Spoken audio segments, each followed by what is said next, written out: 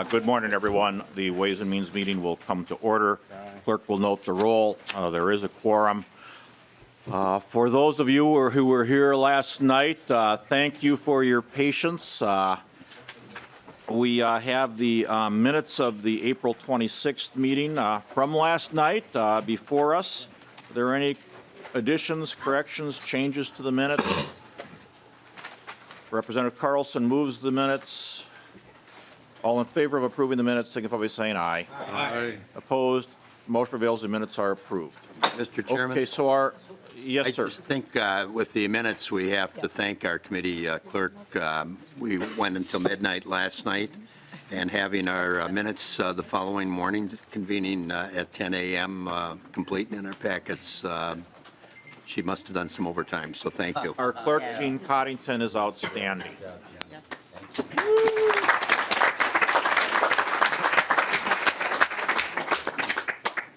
Okay, so for the order of business today, we're going to first take up the jobs bill. After that's finished, we'll take up House File 4099, which is the base vehicle bill.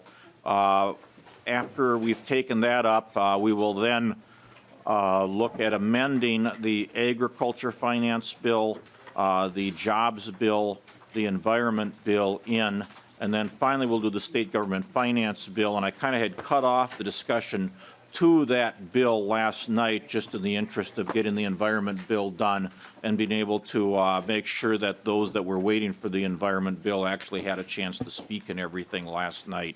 And so we'll, I assume, have some more discussion on that bill. Of course, we can have discussion on other bills too, but that one in particular we really didn't finish the full discussion on, and so I want to let people know that it is my intention to allow that. Representative Carlson. Yeah, Mr. Chairman, how are you going to handle, and we passed the education bill yesterday with higher ed and K-12. From earlier discussions and the action by the Senate, it sounds like there'll be one conference committee, so I assume you're going to fold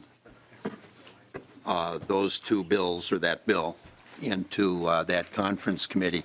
But the structure of the conference committee, how do you envision it working?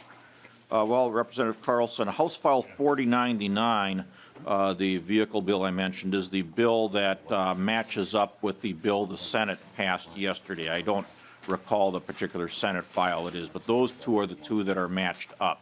And so, as you know, any bill that passes one body or the other is eligible for consideration in conference. And my anticipation and understanding then is that the Senate bill that passed yesterday will, of course, match up with the bill that we are putting together today.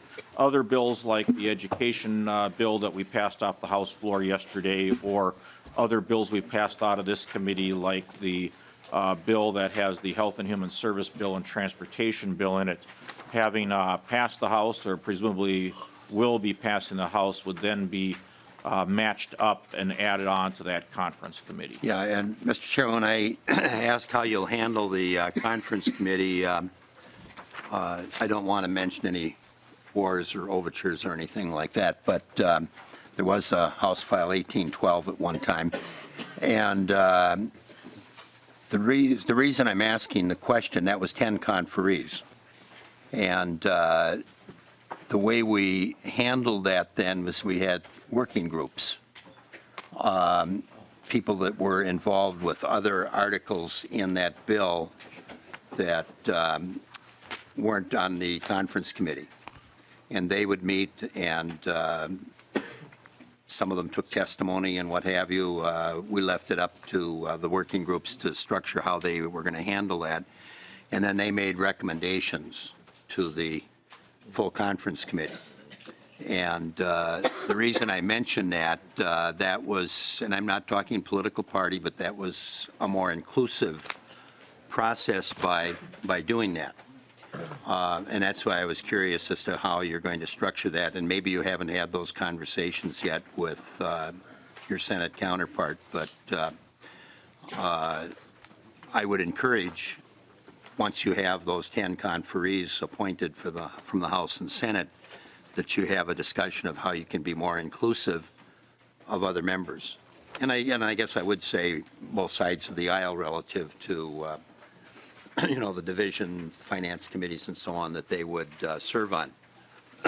So there's an opportunity for input beyond the 5 House members that will be conferees. And maybe you've made some decisions already. If you care to share them, fine. If not, that's a suggestion. Sure. Well, Representative Carlson, first of all, I have to say I'm not as creative and original as you are in coming up with bill numbers like House File 1812. I just kind of pick whatever the number is that I've been given. 4099 happens to be it this year, but 1812 is more memorable, I must say. Of course, the Speaker appoints the conferees. I anticipate there will be 10 conferees. I don't, at this point, know who they all will be, even on our side, much less obviously the Senate side. And I haven't had discussions with Chair Rosen yet, Senator Rosen, as to those other issues that you talked about. I expect it will be in some ways perhaps somewhat similar to the conference committee that we had 2 years ago in 2016, where I chaired the House side and Senator Cohen chaired the Senate side. No, to a certain extent, it depends, I think, a little bit, too, on what is in the bill. And I haven't really seen or had an opportunity to review what the Senate passed yesterday, how lengthy it all is, how it matches up with us. I certainly want to have an open, inclusive process and anticipate that we will have many, many conference committee meetings where people will have a chance to testify and make their views known. But I haven't had those discussions yet with Senator Rosen. Yeah, and Mr. Chairman, I wasn't talking about the appointments, the 5. Okay. As you point out, that's the Speaker, although the way we operated, the Chair would make recommendations, and most of the time the Speaker would go along with the Chair's recommendations. But what I was talking about beyond the 5 or the 10 that are there, how we can develop, being that it's one omnibus bill, an inclusive situation. By the way, just to digress a moment, 2 years later I had another bill, and I selected a vehicle, and I had a meeting with the Speaker at the time, and she said, have you selected a vehicle? And I said, yes. And she said, what's the number? And I told her what the number was, and she said, what happened that year? And I said, oh, Grover Cleveland was president, and it was the year of the Great Depression panic or whatever it was. And she kind of quietly said, you don't suppose you could find another vehicle? That was the history teacher in me, that I was selecting some of those numbers. But thank you. Well, we got another social studies teacher on the other side of the aisle. He'd probably do the same thing. Get a memorable number. But thank you. I'll just stop there. I just wanted to encourage inclusion. So, thank you, Mr. Chair, and good morning to everybody. I'm pretty tired this morning. I'm sure a lot of us are. And but just because we're talking about the process, Mr. Chair, and I think Representative Carlson is, I think acknowledging that there was a year when the DFL put all the bills together, and I think I was pretty new in my legislative career at that time. I'm sure I didn't have any voice in that, but I think that having been through that experience, all of us kind of are aware that that is not a really very good process. And I just feel like I need to comment that the process we're going through right now, where obviously there's been a decision in the House and in the Senate to have one big bill, is a bad process. And the public is becoming more aware of this. This is a process that cuts out a lot of members, even though Representative Carlson is trying to suggest that there are ways to help make it a little more inclusive. At the end of the day, this is something that narrows down the decision-making to very few people. And what we're talking about now in this session is rolling in most of the budget and a lot of policy. The governor said very clearly that he will not accept bills that have policy in them, controversial policy, I think he said. And he's also laid down a marker, no special session. Now, we all know things can change, but I think the public, I hope, is following this and understanding the problem with this process. Yes, it is probably more efficient. But the trade-off, democracy is kind of an inefficient system. And it's that way for a reason. And the problem with this process is that the decisions at the end of the day get made by very, very few people. So while we're spending a lot of time in this committee, a lot of time yesterday taking testimony, debating about different issues, and, you know, personally as a member, I find all of this very interesting. I like to learn about it. I like to see about it. At the end of the day, I'm not sure what difference it's going to make, because it appears that the governor will veto this bill. So, you know, certainly if there aren't significant changes to it. So I'm feeling a level of frustration, Mr. Chair, possibly because I am tired. And I think when maybe we all get a little bit testier when we're tired. But I just needed to make that comment because I feel a level of frustration about what we're doing in this committee. Because at the end of the day, I'm not really sure how many of our, you know, little votes here are going to matter all that much. Thank you. Representative Davids. Thank you, Mr. Chair. Just a reminder that House rules say we're not to refer to the other body or what the governor may or may not do. That's not appropriate. And let me just say that Representative Liebling, I feel that I'm a reasonably good negotiator, but I don't have confidence that I can get this entire bill exactly as it is in every last respect through the other body. So I imagine there will be some changes in the negotiations that take place, and so the governor is not going to be getting this exact bill. And I certainly am committed to working with the governor and with all parties to try to come up with something that is the best bill possible for the people of Minnesota. In regard to, you know, the one single bill, you know, we've done it this way in the even-numbered years with both parties for quite a few years. I can understand the frustration that some people have with it. I, again, am open to people's thoughts and concerns, and I am going to, I'm sure, be sitting through many, many, many hours and days of testimony on this. And if you have issues, Representative Liebling, that you want to bring forward to me, or anyone wants to bring forward to me as we go into this, I certainly invite you to do that. As to exactly how the rest of the process goes with other working groups and such, again, I haven't had those discussions with Senator Rosen. We'll have to have those discussions and see where things go. With that, seeing no other questions, let's go forward with the agenda. Chair Garofalo moves that House File 4289 be referred to the General Register. And Chair Garofalo, there's a number of amendments. Do you want to start on those first, or do you want to present the bill?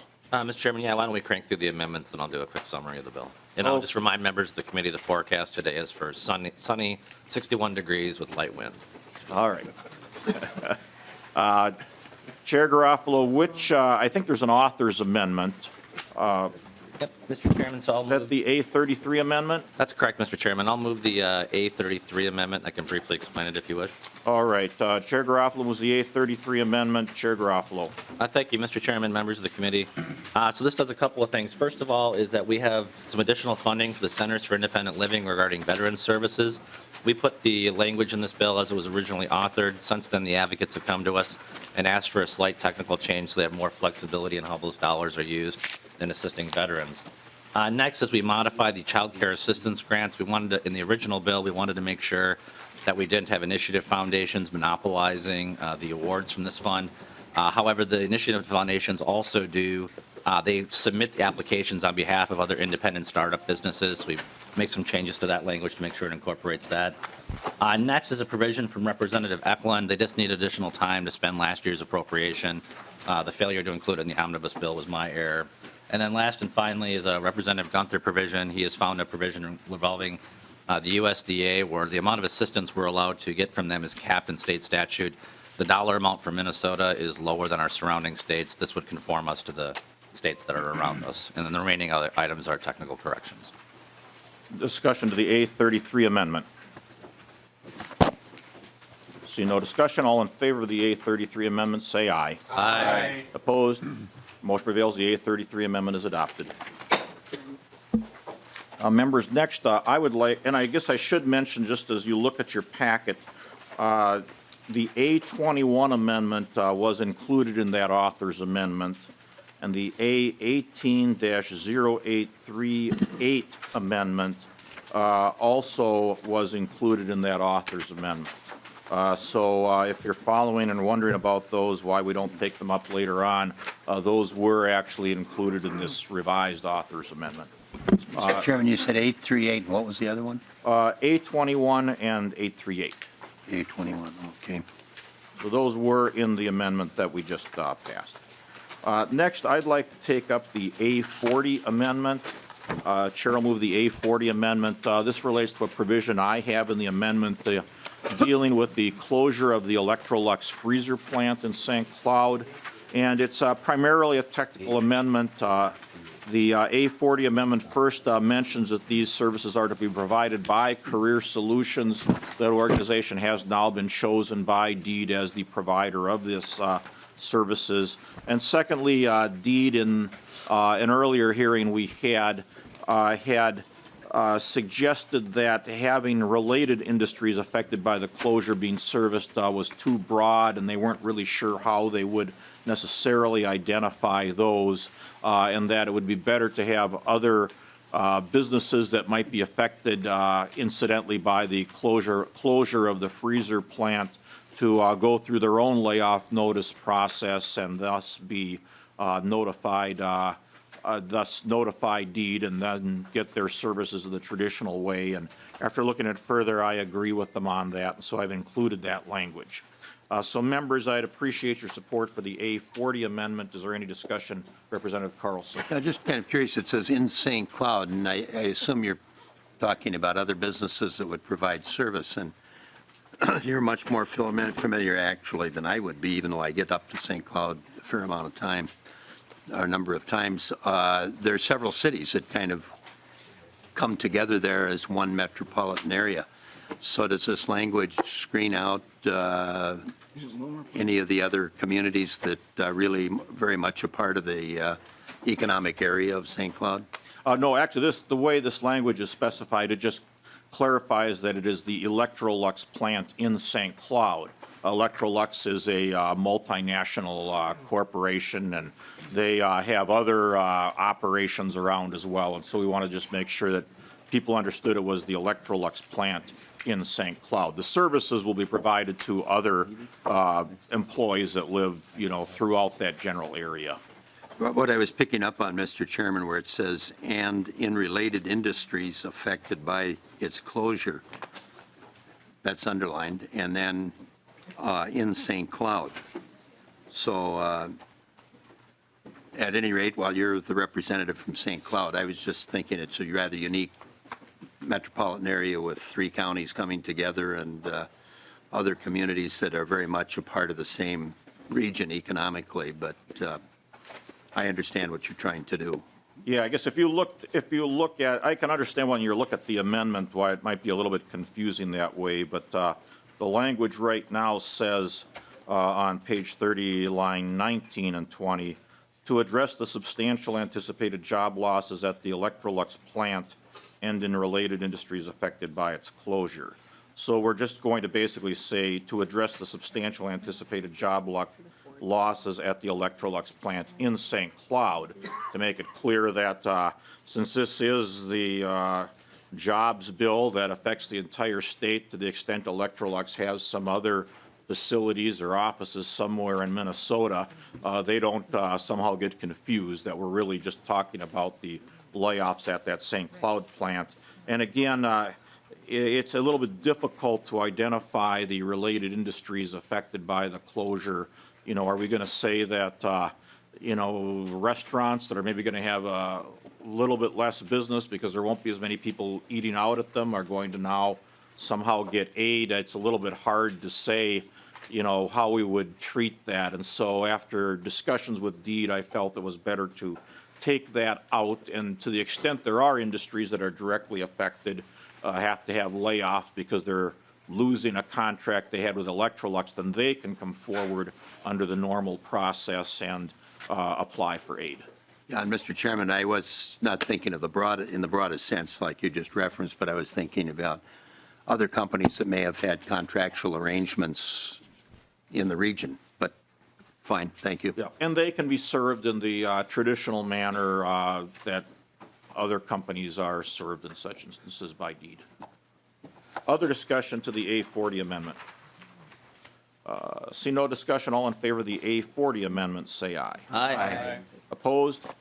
Motion prevails, the A40 amendment is adopted.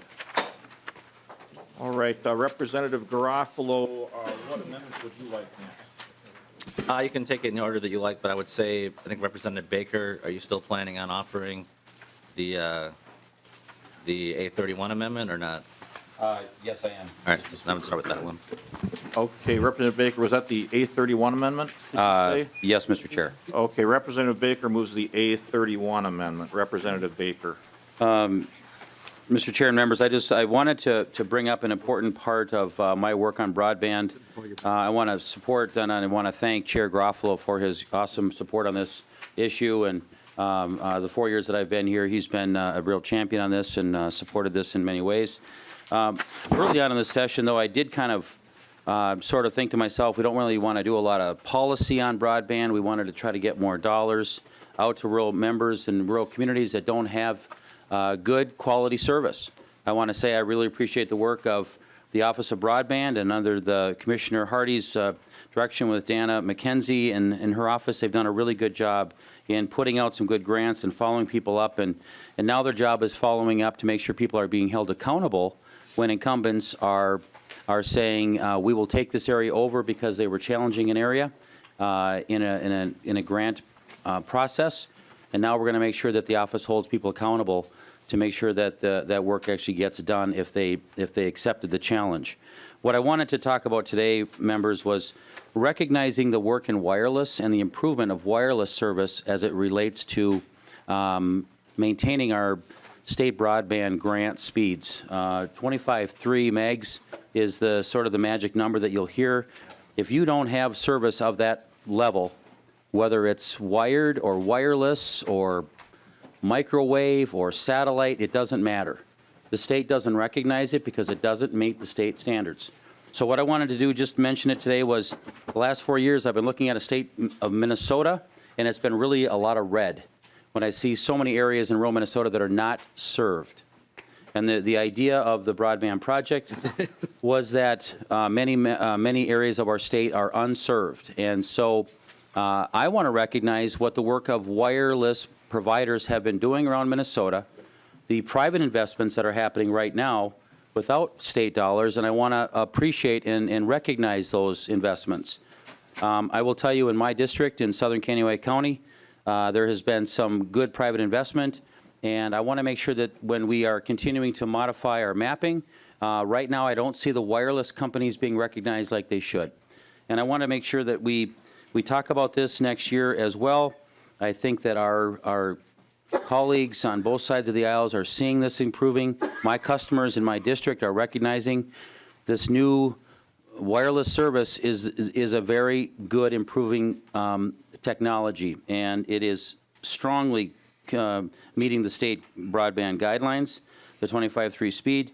I just want to make sure that we're shouting out to the Office of Broadband to make sure that the wireless is the next good thing. With that, Mr. Chair, I'm going to withdraw the amendment just because I wanted to make sure that it is in the works for next year. Wireless is up and coming, but I want to make sure folks know that this is something I want to work on next year, but wanted to recognize the mapping changes of my requesting coming next year. So with that, Mr. Chair, I'll withdraw the amendment. Okay, Representative Baker withdraws the A31 amendment. Representative Hertaus. Thank you, Mr. Chair, and thank you, Representative Baker, for talking about this. I just wanted to echo an email I got last week from a constituent that is opening a business in Grand Marais, Minnesota, and he sent me a wireless message stating that he can do everything in this new business location wirelessly, and recognize that we should be rethinking about how much money is being spent on in the ground wire.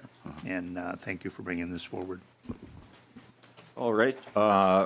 Representative Baker, I believe you also have the A38 amendment. Yes, Mr. Chair, I could take that on as well, too. Okay, Representative Baker moves the A38 amendment. Mr. Chair and members, I wanted to bring up an item that I am concerned about that didn't get the time in our committee with Jobs and Energy that I had hoped that it would have. And I think it needs more time to cook. And although I'm a proponent of renewable energy and baseload power, I've sat on the Wilmer Municipal Utilities for 7 years, so I do understand energy and how it works. And this is more about a transmission issue that I think needs to have a little better vetting, and it didn't have, I think, the time it needed in committee. So after the Omnibus bill passed, the deletion that I want to do, members, is to delete a portion of a project that's happening in southwest Minnesota. Friends from Great River Energy, who are the largest, one of the largest service providers in most of rural Minnesota. They provide most of the co-ops in greater Minnesota. And there is a transmission line that is needed with a large wind farm that's being proposed and being under construction actually right now that will be creating 400 megawatts of power. Thank you. And I think what we need to talk about was the certificate of need that was opted out of in this conversation, and the lack of, I think, structure to the guardrails that I think might be needed in this kind of a project. What they want to do is they want to build a 345 kW power line about between 10 and 20 miles long, and it doesn't go through the regular transmission process, and that brings me some concern. There are usually an alternative plan where you create the plan A and plan B. And I think that in this case, my concern is that landowners in this region won't have the proper vetting system and the proper voices that they would normally get. And I don't want to rush something this large through with this large of a project that maybe needs a little bit more in-depth conversation. One of the things I like about working here is that this process is meant to be transparent. And when I get to the House floor, sometimes I don't like suspending the rules because I like this process about how we have to identify this when things come up and when you make a mistake or we didn't have time to hear things, but we have a couple of stops. And this is one of the stops I think just needed to take a little bit more recognition of this large project in southwest Minnesota that has some very large lines going in it. And I think that, again, if the property owners agree to it, there won't be any dispute. And this is the language that if they don't have any dispute on these easements, it'll go through. There will be some vetting. The public will get a chance to voice their opinions on this. My concern is large structures, like what you see along I-94. This is those large structures. If it's across the street from somebody and you don't really have the chance to have your voice heard like you might normally in a process like this, it would concern me that we didn't give those folks a chance to really be heard. So, Mr. Chair, and I've certainly visited with Chair Garofalo about this, that I feel like this needed to be vetted. I know the chair has a meeting, I think, scheduled next week with some of the stakeholders. What I would hope that we could do today is just sort of park this or pull this out for now, and if they can come to some resolutions and move it forward, I'd like to do that later. But I would like to just ask that we kind of pull that section out if we could to give this process the proper vetting it needed for this specific project. Again, I've got some letters from my local co-op that has concerns about this. Great River Energy has brought some concerns. I'm actually willing to very much work to get this thing done too. It's a good project out there, but I just didn't want to circumvent, I think, a good process that might need to be looked at in this large transmission project. So with that, Mr. Chair, I'll take questions and maybe refer to the chair on this as well. Chair Garofalo, do you want to comment at this time? Yes, please. Thank you, Mr. Chairman, members of the committee. First of all, a couple of corrections to what my friend from Wilmer said. There were 3 days of hearings in the committee that this provision was out there. If there was no discussion of it in the bill, it was because there's just a lack of interest from public testifiers or from members of the committee bringing it up. Second of all, I do believe that we do need to keep working with stakeholders, and I believe that the best way to do that is to keep it in the bill. Third, this is not about renewable energy. This is not about favoring one form of energy over another. This is about transmission. The same transmission changes that are taking place here involving a wind project would apply to a natural gas peaker plant. Next is in terms of the human impacts and environmental impacts, we're not making any changes with regards to those. Those are still contained in the route permit and site permit processes. In terms of someone being across the street from a power line where a person is voluntarily, where the person across the street has agreed to have a voluntary easement on their property, there's still going to be a route permitting process. So I recognize reasonable people can disagree about this issue and not only the substance but also the strategy of the best way to bring stakeholders together. I'm hoping next Tuesday to get those stakeholders together to have a disagreement on this. I believe the best way to address this is to keep it in the bill, but I also recognize that there's a difference of opinion on the committee. Thank you, Mr. Chairman. Representative Carlson.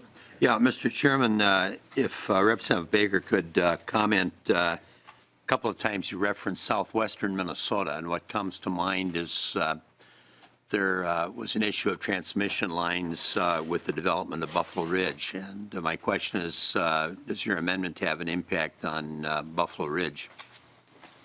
Representative Baker. You know what the area I'm referring to? There's Yep. a huge number of Representative Carlson, I do know the area. generating facilities, yeah. Specifically to that, and again, if there's somebody in the audience that would, if I'm wrong, I want to make sure I don't get this wrong. As I understand it, this one is more of from the Geronimo Energy Project, which is serving the Plum Creek Wind Farm project.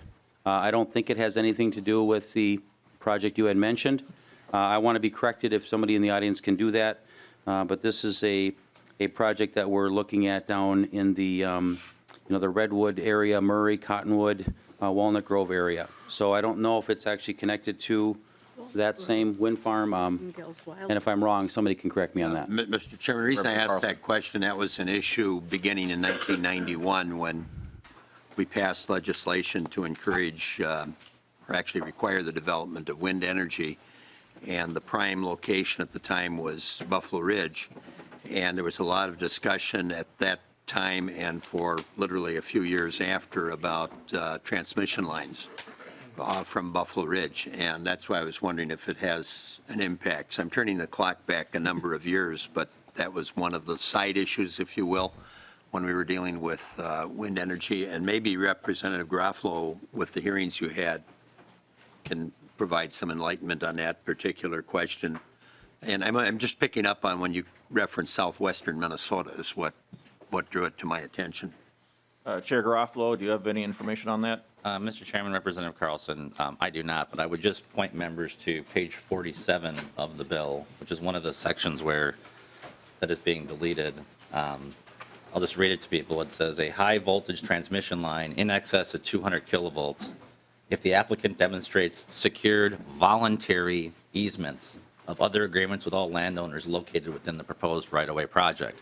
So people may be familiar that public service corporations, not independent power producers, but public service corporations actually have eminent domain, and this has been provocative and controversial in a lot of places.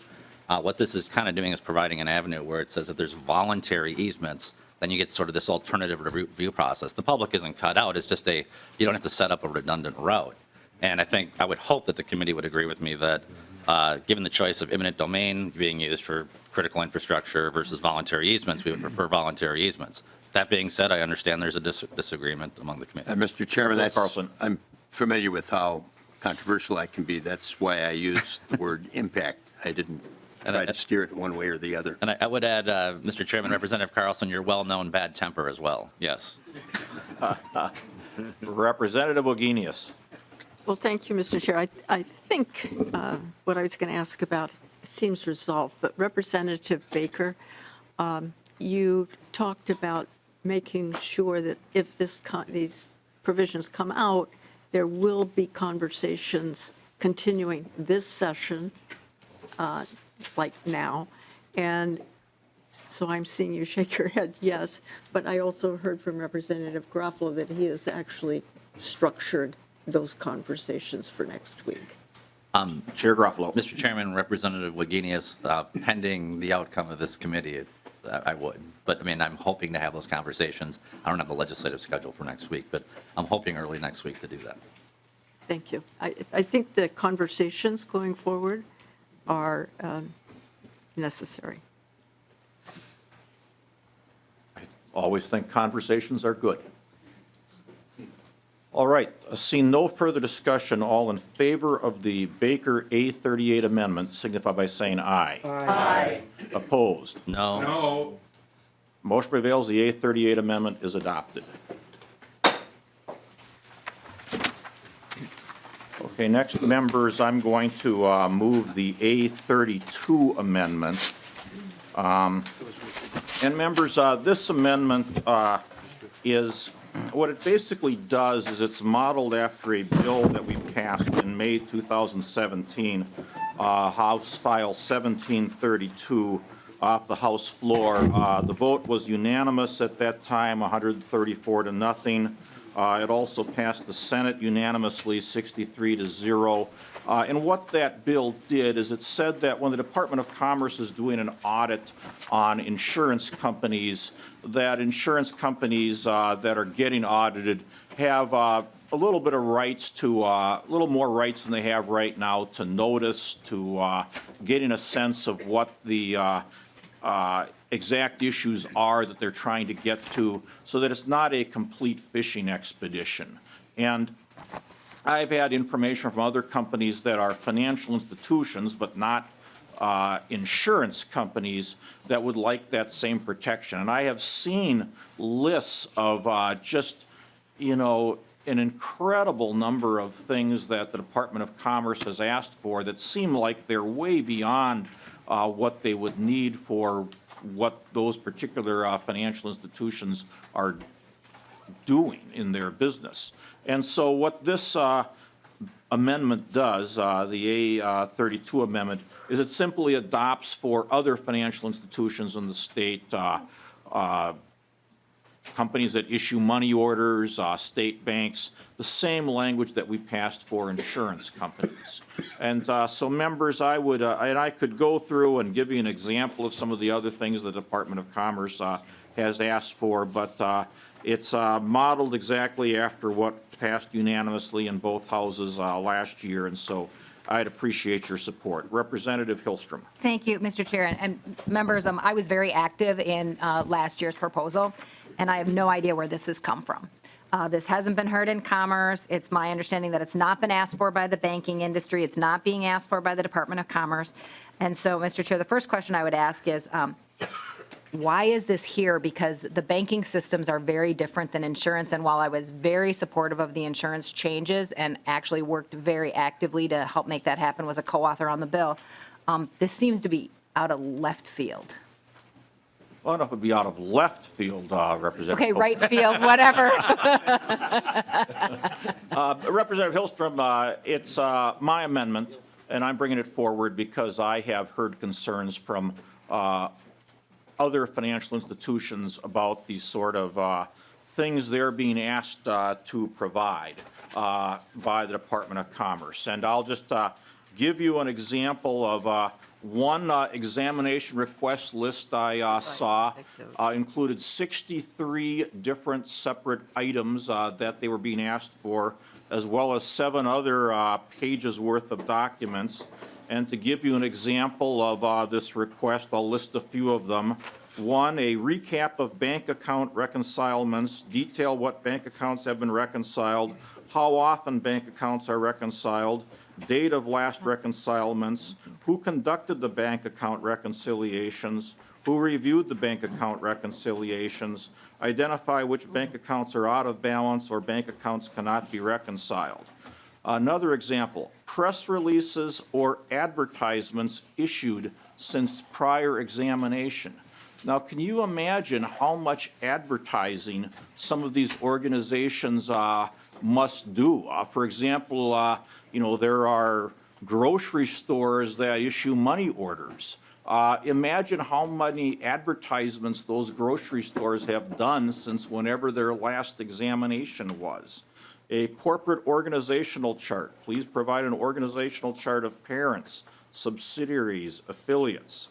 copy of accounts receivable and agent receivable write-off policy. I could go on and on and on. And, you know, and I'm not saying that those things may not be appropriate in some cases. They may well be. But I think that the ability of an organization to try to work a little bit with the Department of Commerce in the same way that we're allowing insurance companies to do when they're doing an audit such as this makes sense. And so I'm the one who's bringing it forward. Representative Hillstrom. Thank you, Mr. Chair, and I hope that the banking industry and the Commerce Department would have the opportunity to speak because this hasn't been heard anywhere else. But I think this is actually going to cost the banking industry more money. I think that they may think that this has some merit, but the systems are completely different. And, Mr. Chair, in the banking industry, we want to know where there's fraud. Right, we want to know if someone is reconciling your banking accounts or if they're creating fake accounts in your names, which, you know, actually has happened. You've seen the press about it. And so I'm not necessarily saying that we shouldn't put some guardrails on. I'm just saying I don't think these are the ones you want. And maybe there should actually be a working group that gets together to decide what those should be. Because I think that the industry would be happy to have some guardrails. I think the Commerce Department would probably be happy to give them some. I just think these are actually going to be expensive, and it's going to eliminate the ability to catch fraudulent account transactions and things that we know have been happening. Well, and of course, Representative Hillstrom, as you know, because you were very involved in this, you know, the department still has the ability, if there are, to show up by surprise, to seize evidence and that sort of thing underneath that bill as it is. Representative Liebling. Thank you, Mr. Chair. And I don't sit on the Commerce Committee, but since we're apparently making new policy here in the Ways and Means Committee, could we have someone from Commerce come down and comment on this? There's someone here. If they wish to, absolutely. I think that we had the Commerce Commissioner on as a testifier later anyway, but if Commissioner Lumen wants to come down now, that's perfectly fine.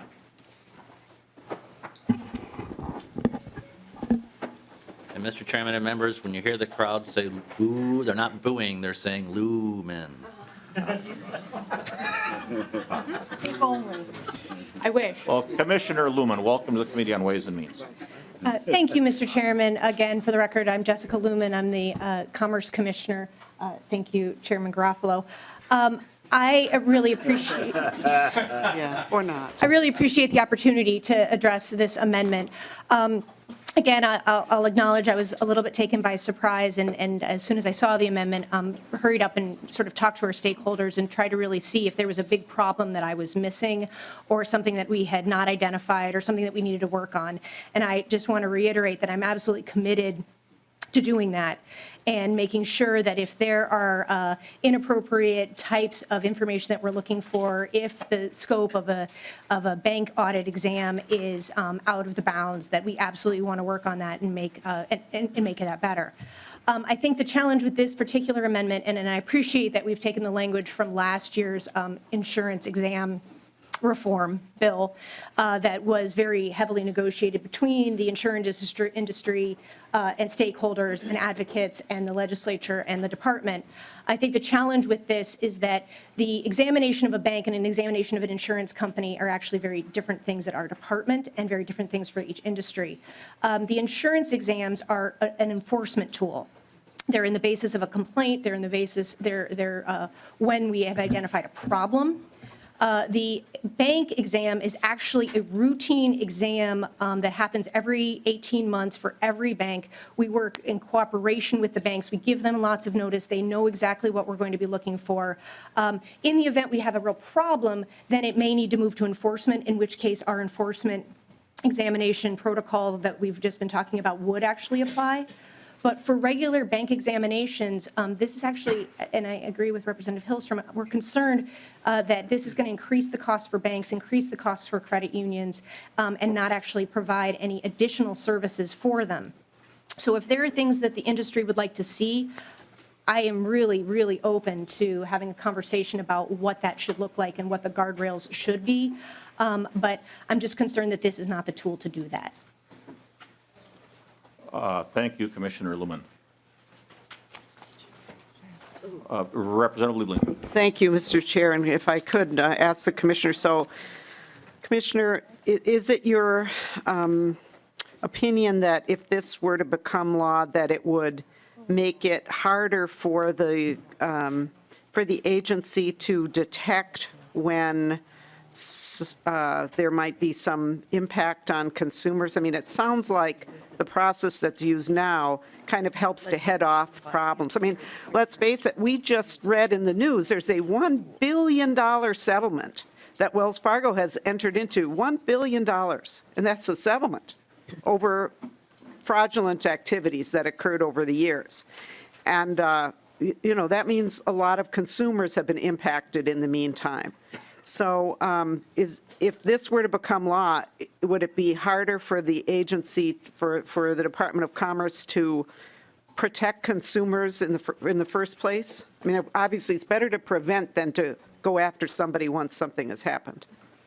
Commissioner Lumen. Mr. Chairman, Representative, we, and I'd just like to reiterate, we take our our oversight of Minnesota state banks and credit unions and other financial institutions very seriously, and we have been very successful in that work. And while this bill, I would like to say that there would be nothing that would stop us from continuing to work and address and prevent fraud in our banks for those very same reasons that you've identified, that these are people's hardworking dollars. What I think this bill would do and what I think this language would do is it actually slow down the process that we currently engage in to do examinations and ultimately reallocate the limited resources that we have that are working very effectively now. And so we want to make sure that in no way does the great work that we're doing now to address those issues undermine our ability to effectively prevent and then detect any fraud or misuse.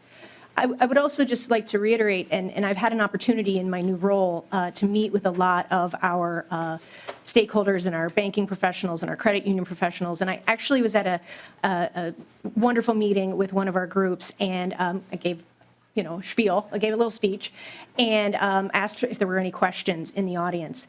And I was really reassured that a banker from Greater Minnesota raised his hand, and this doesn't always happen to government, but raised his hand and said, I just want to thank the Department of Commerce for their diligent work on, nobody likes to have a bank examination, but your team came in, they were professional, they were responsible, they were responsive, and I just think that that's something that you should know as the Department of Commerce. And I just wanted to share that with you as well, that we are really, really trying to work hard. We have a great team of folks that are doing good work, and that the bank examination program is very, very strong and very well respected in Minnesota as well as across the nation.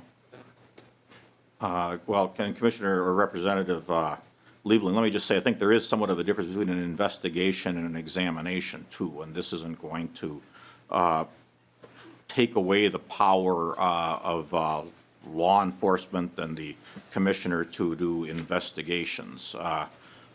It really just puts some guardrails around it, similar to what we've done with insurance companies. But Representative Liebling. Well, thank you, Mr. Chair. And, I think that Representative Hillstrom articulated very well. This is obviously something that is a big policy change. It obviously, I think, will have impact on things that really either directly or indirectly are really important to consumers. And so, Mr. Chair, if you're going to go forward with this, I think it's important enough that we should have a roll call on this amendment. All right, roll call is requested. Representative Carlson? Yeah, Mr. Chairman, I'm trying to see some interconnections here, and one of the disadvantages we're dealing here with this morning is this is a pure policy issue that hasn't been apparently heard anywhere else other than another industry having similar language, I guess.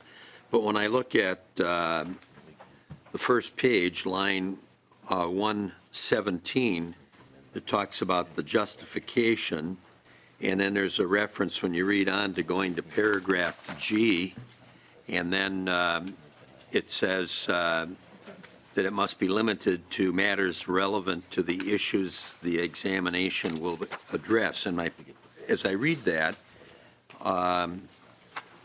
you come in and you give a justification for the exam, and I assume you're going to uncover certain things potentially under certain circumstances. Other times you would have, I assume, a clean bill of health, hopefully. But then does that mean that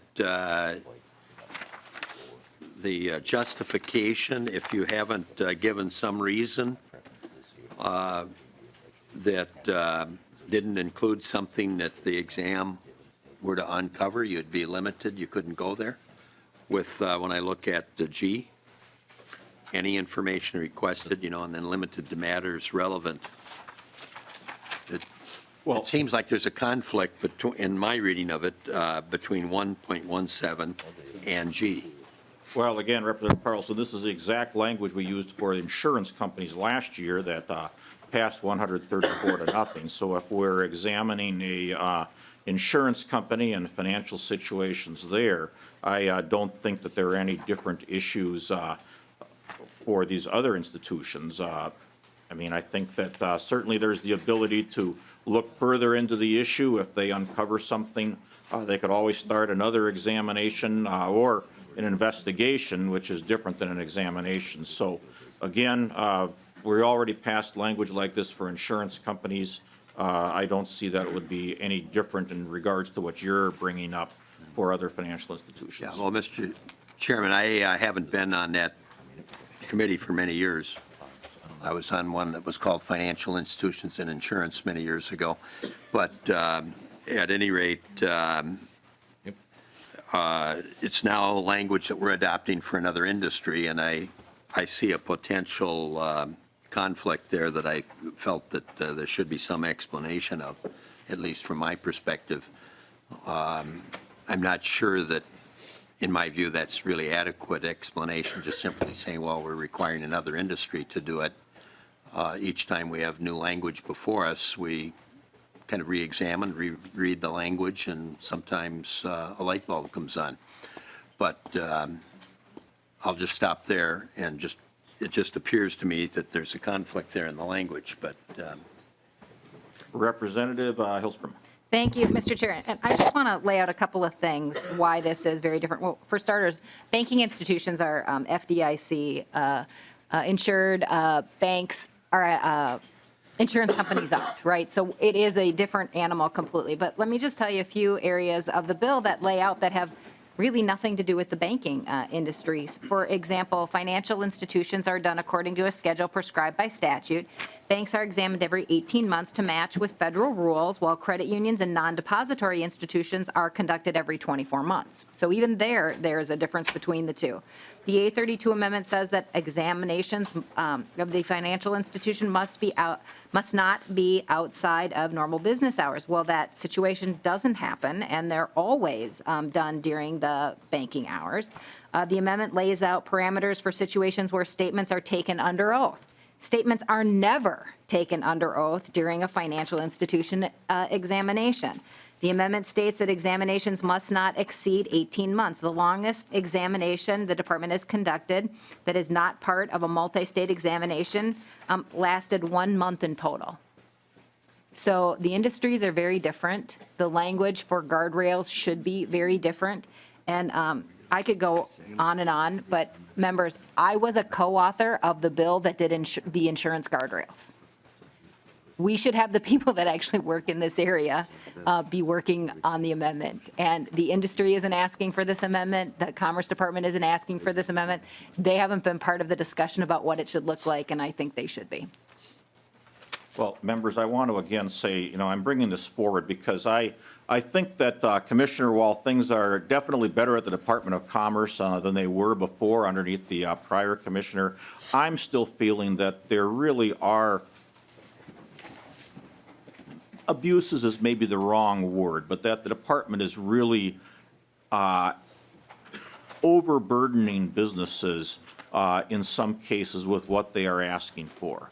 And I actually brought this forward not so much to address banks, but some other types of financial institutions where I have seen what I think are abuses in what the department is asking for. And I laid out a few of those examples. I could go on this long list of 63 things that I know one particular business was asked, plus several other pages that just to me are way, way beyond what you would need or anyone would need for an examination of that particular business, knowing what their business is. And so, you know, I guess that's why I bring this forward. I really think that there are still some problems in the Commerce Department. You, Commissioner, probably aren't aware of all the things that those that are working for you are asking of some of the businesses that you're examining.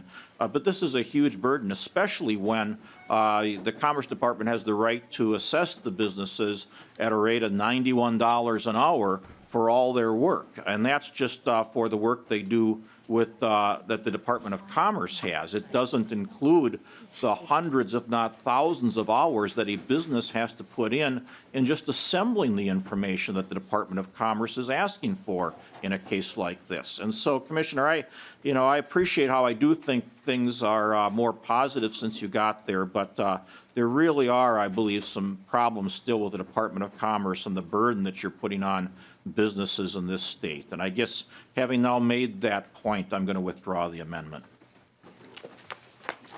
Mr. Chairman, I really appreciate that, and I really am committed to continue to work on that and hope to talk to you about this as we move forward. So thank you. Thank you, Commissioner.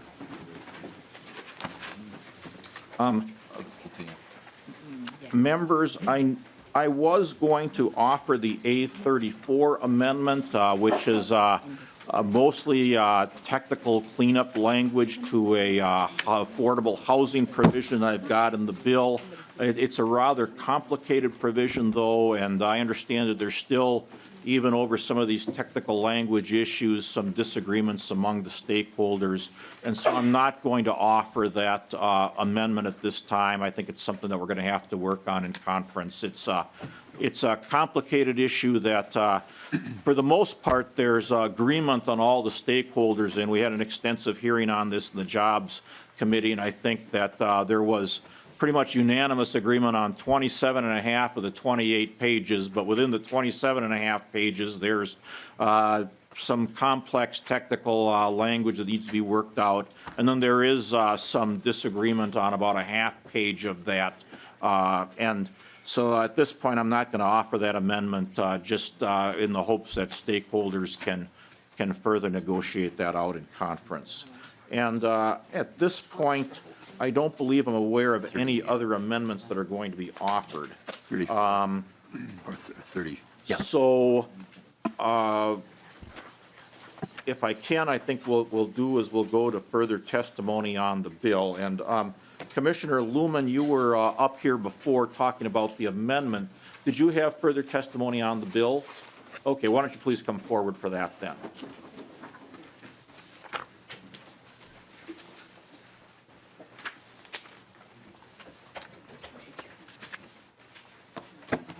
Thank you, Mr. Chairman. I left prematurely.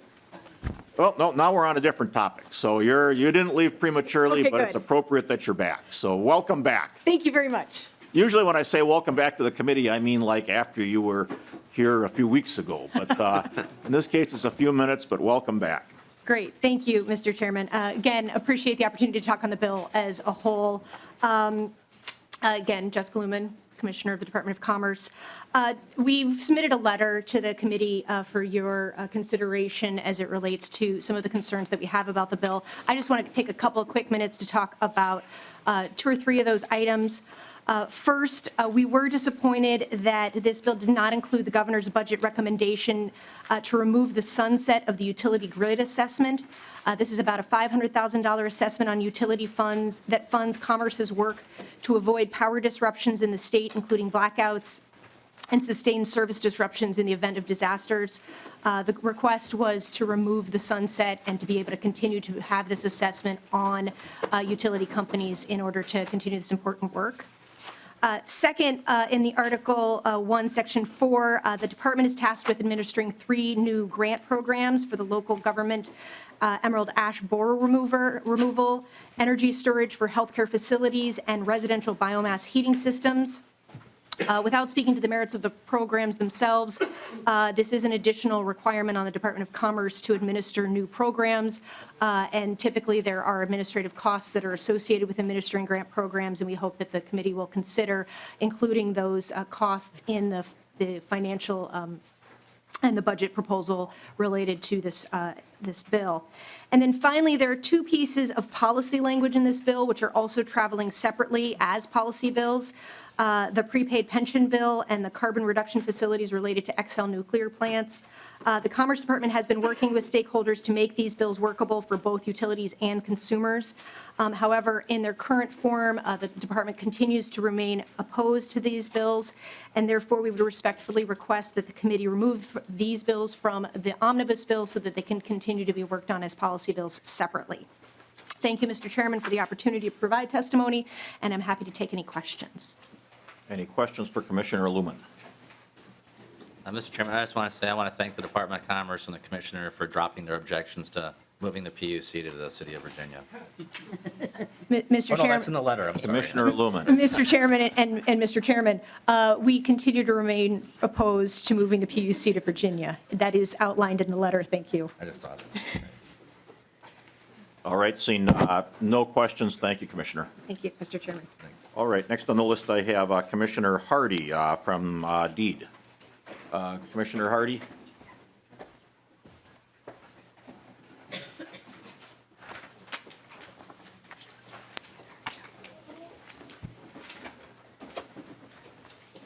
Commissioner Hardy, welcome to the Committee on Ways and Means. Good morning, Mr. Chair and members of the committee. For the record, my name is Shantira Hardy, and I'm the Commissioner of the Minnesota Department of Employment and Economic Development. Thank you for the opportunity to testify on the House Omnibus budget bill. Governor Dayton proposed a supplemental budget focused on better government for all people in Minnesota while protecting Minnesota's financial future and supporting a strong economy. I appreciate the challenge of crafting a bill of this nature and want to extend my gratitude to the chair and members of his committee for their work to put the bill together. That being said, I would like to just briefly discuss on areas of the bill that would have impact on the agency. First, I really would like to start with a topic you all discussed earlier, broadband. I want to thank the committee for the support of $15 million in fiscal year 19 for the border-to-border broadband program. As you may know, since 2014, this program has invested a total of $85 million and has provided 33,000 households, 5,000 businesses, and 300 community institutions broadband access. While I am appreciative of the proposed investment, I'm a bit concerned that the $15 million will not keep pace with the urgent needs identified in communities across the state. The recommendation in the bill would expand access to about 5,000 households, businesses, and community institutions. Governor Dayton's budget recommended $30 million in fiscal year 19 for the program, which would serve approximately 11,000 households, businesses, and community organizations. I encourage you to find additional money if you can, Mr. Chair, to increase funding to the program and to meet the governor's level to ensure that Minnesota families and businesses are able to compete. The next area I just want to touch on is the cuts to the Minnesota Investment Fund and the Job Creation Fund.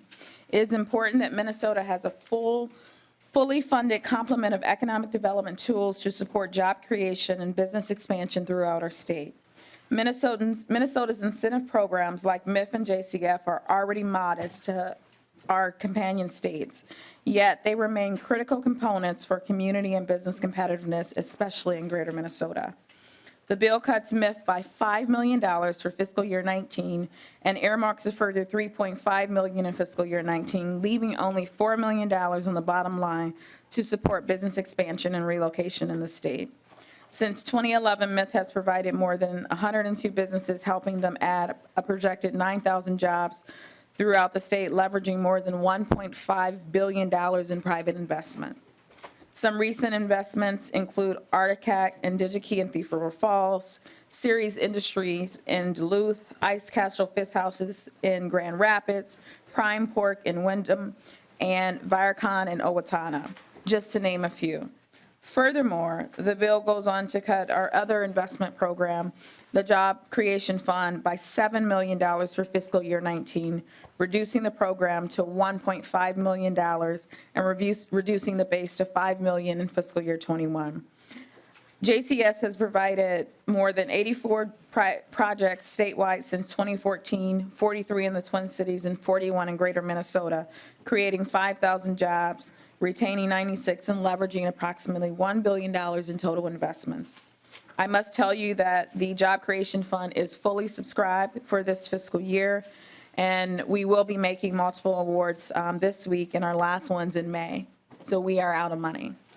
Notable recent fundings for JCF has been the Blattner Energy in Avon, North Star Mutual Insurance, Anderson Crane Company in Litchfield, Capital Safety in Red Wing, just to name a few. With a budget surplus, these critical resources should not be cut, and carve-outs should be limited. Minnesota, if these cuts move forward, will be left with few dollars to compete now and into the future. The last couple areas that I want to discuss is just a couple appropriations. The governor recommended funding for $2 million for a paper mill in Duluth and resources for 3 organizations, the Family Partnership in the amount of $1.4 million, Family Tree Clinic for $900,000, and Tubman Center for $383,000. This funding would allow these organizations to upgrade, expand, and renovate their facilities that provide better services throughout Minnesota. I encourage you to include that language in the bill. A couple technical issues that I'm hoping that the chair would do is there are a number of places in the bill where the appropriation is actually coming from the wrong fund. And so I'm hoping that we can update those areas. For example, there is a provision in there for a grant going to Advocating Change Together. That should come from our vocational rehabilitation program within the workforce development budget. It's going to be very critical that we make those changes because we won't be able to perform on those projects because they will be coming from the wrong budget area. So in conclusion, with the year-over-year budget surplus, we have the opportunity to make strong investments in our workforce, in our businesses, and our communities. I know that the committee has challenging work and little time ahead, but know that our department is committed to working with you to develop a budget and programs and services that will strengthen Minnesota's economy. Thank you for your time, and I'm happy to answer any questions that you may have. Thank you, Commissioner. Members, any questions at all? Thank you, Commissioner. Next, we have Commissioner Tingerthal.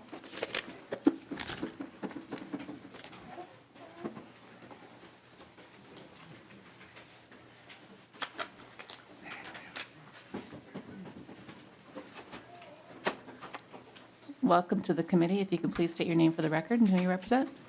Thank you, Madam Chair, members of the committee.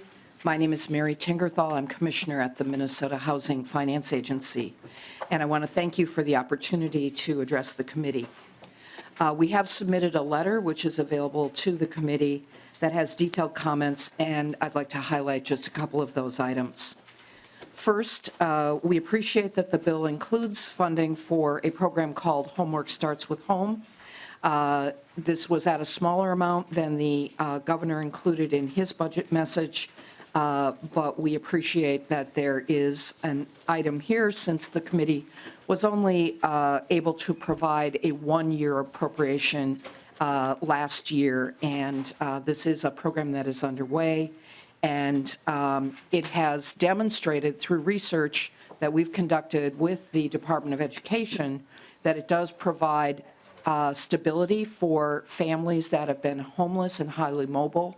And this appropriation will allow us to expand that program beyond the cities of Minneapolis, St. Paul, and Moorhead. We hope that you will find the opportunity to increase the base funding on this. With regard to the section that Chair Knoblach described about tax-exempt bonds, we do have several concerns with that section, which is Article 4, Section 12. We are comfortable with 5 items that are included in that section. that were worked out between last session and this session with a group of stakeholders across last summer and last fall. Those items are included in the bill. We do urge the chairman to continue to work on the A34 amendment. This includes some technical corrections, or I should say changes, that we worked on together with MMB, which actually administers this section, that will actually ease the operation of the program and make it work more effectively. We have discussed this with a number of the sponsors of this section and have not heard the objections that the chair referred to, but we are committed to continue to work on those technical amendments because we think these changes are a good set of changes to be made, and that with these few additional technical changes that it will improve the way in which funds are allocated to affordable housing and will increase the number of units that are able to be produced. So it is complex, but we do need to make those changes. We remain concerned about two additional items in the bill that were not agreed to by the group that worked over the summer and fall.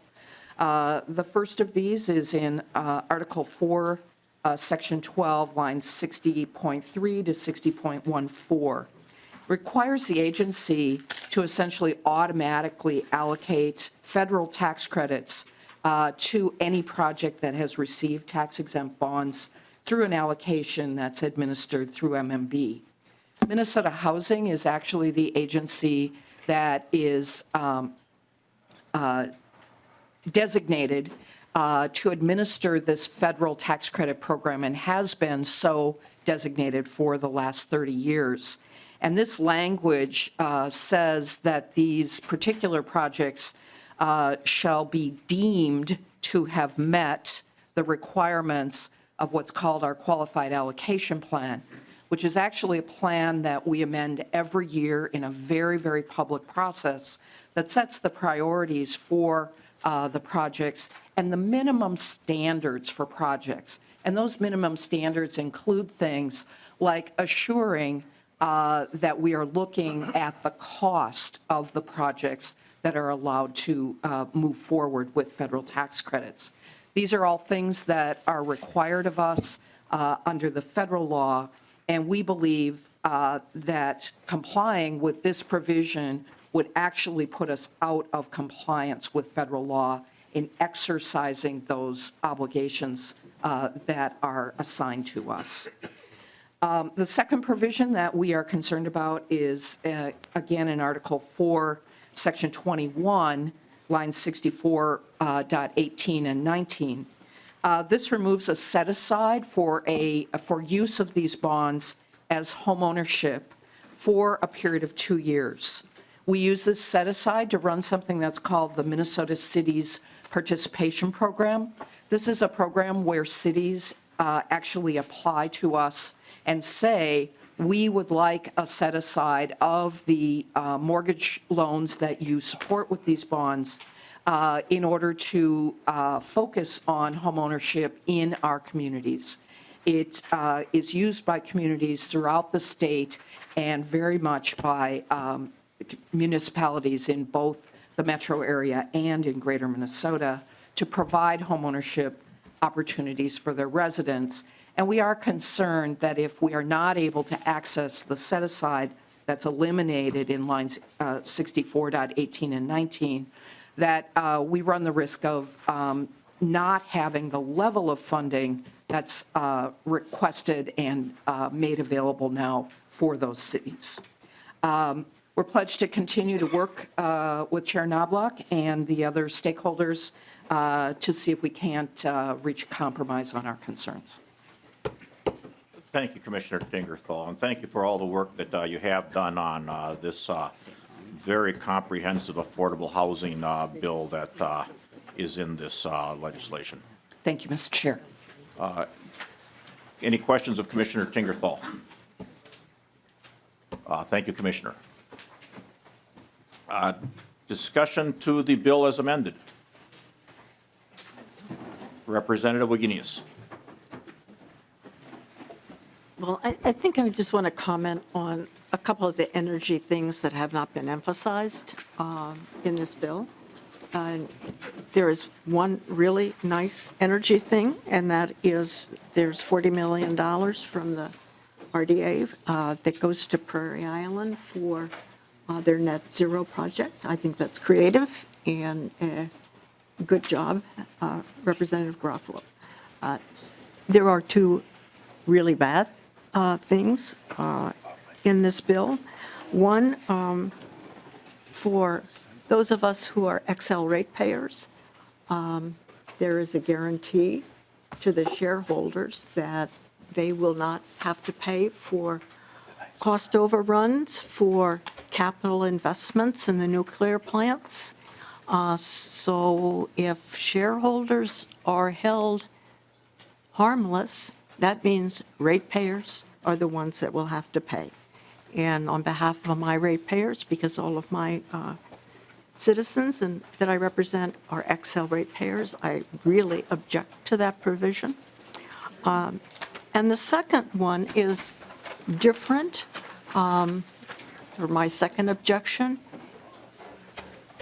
is there was an agreement made between XL Energy and the state that they would set aside money for every cask that was put on Prairie Island. That was one of the most hard-fought agreements in the state. And this bill breaks that agreement. And I think it reflects really poorly on XL Energy.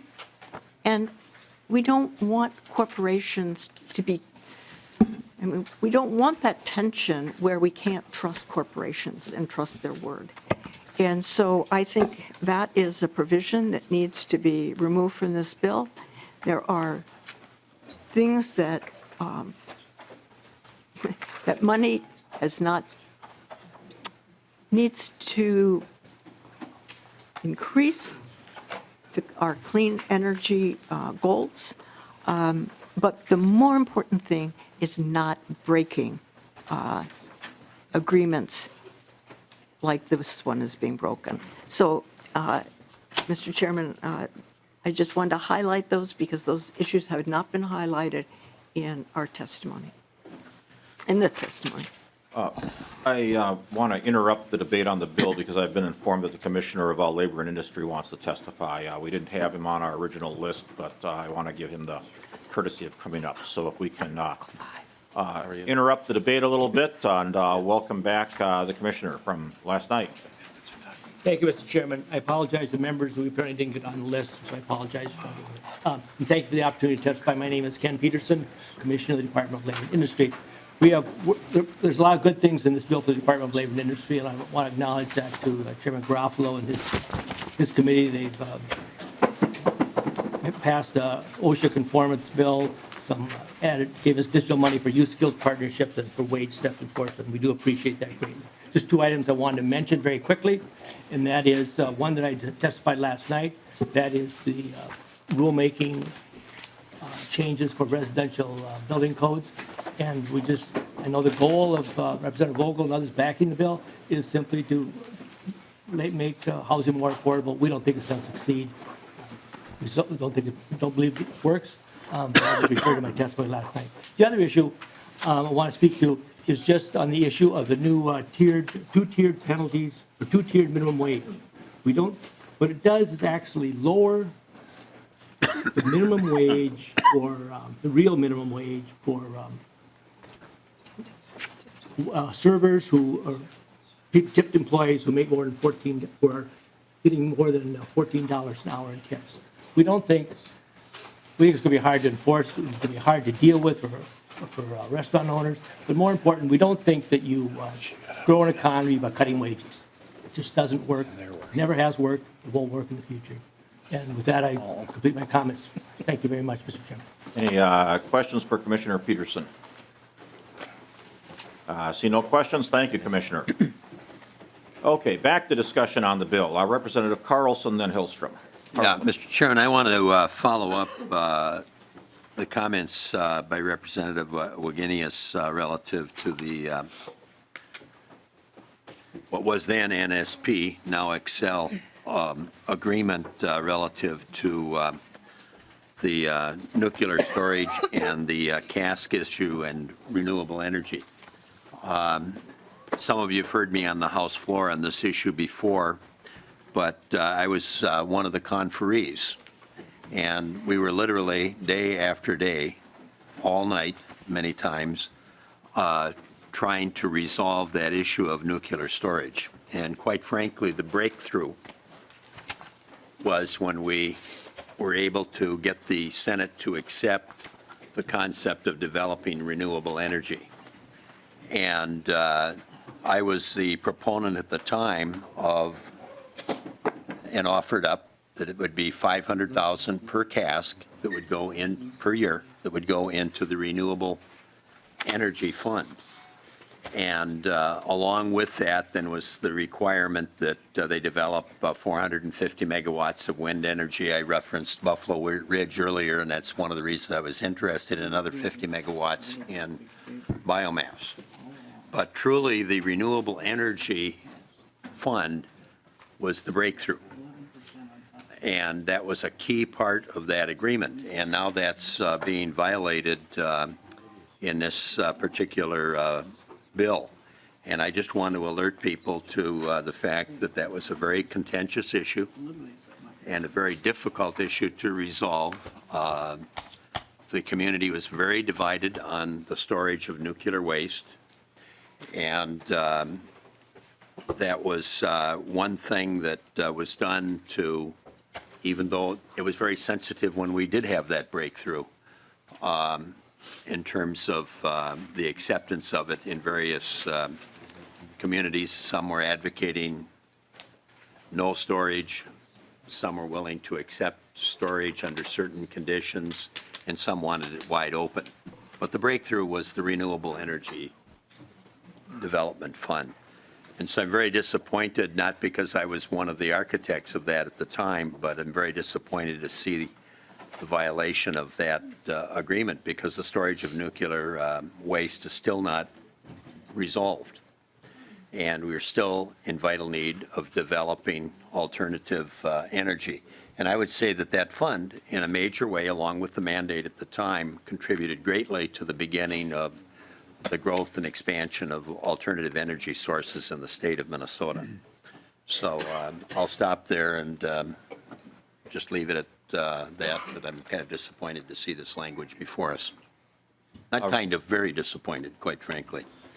Representative Hillstrom, then Hornstein. Representative Hillstrom. Thank you, Mr. Chair and members. I'm very opposed to the tip penalty that's in this bill. So I think it's a bad thing when you inject the employer into whether or not customers give tips to the servers and how much that should be in caps. I mean, it basically makes it so that it doesn't matter whether you're a good server or a bad server, because you're going to have to share your wages, and your employer is going to get to decide whether or not the back of the house staff gets to make some of the money from your tips. And right now, that's done based on employers are prohibited from doing that. We all know that folks who are in the service industry are some of the lowest paid workers that there are. And you give good service and you get good tips, and I don't think that the employer should get to lower your wages based on how good of a server you happen to be. I think it's the wrong thing to do. Servers are already struggling to get by, and I don't know why we would want to insert the employer into that relationship. So I know many, many family members and neighbors and friends who have served folks even, after they've graduated college or got their law degrees. As we have some public defenders that we hear from that work as servers in order to supplement their income so that they can make a living at some of the lower paid, even professional jobs. And what you're saying by creating this two-tiered minimum wage system is that we just don't value your service to Minnesotans as much as we value everyone else's, and I think that's wrong. And so I'm a no. Representative Hornstein. Hi, thank you very much, Mr. Chair. I just have a couple of questions for the author. They're both on dealing with sections on page 11, and it relates to the nuclear waste sections that my colleagues had previously alluded to. So on page 11, lines 7 and 8, there's discussion of $1 million to conduct a study on nuclear waste transportation. And it's discussing an evaluation of alternative modes of transportation. My understanding, the Nuclear Regulatory Commission actually has maps of where the waste would be transported through Minnesota en route to Yucca Mountain. Now, we know Yucca Mountain has been shelved, but what would be an example of an alternative mode of transporting nuclear waste? I think it's usually truck or rail from my understanding, but are there alternatives to truck or rail? Chair Garofalo. Mr. Chairman and Representative Hornstein, we found out there's a tunnel system under Minneapolis. We're planning on moving it to there, if that's all right. No, it is primarily train, truck when train is not accessible. And I should correct you on one thing that, spent nuclear fuel is already transported across the United States of America when, from a military capabilities, so aircraft carriers and submarines. We just don't know about it. And so the idea that that spent nuclear fuel traveling across the country is somehow new. It's been happening for many years, and people might be surprised where, in fact, it gets transported from if they were able to get the information from the Department of Defense. So, but the short answer is yes.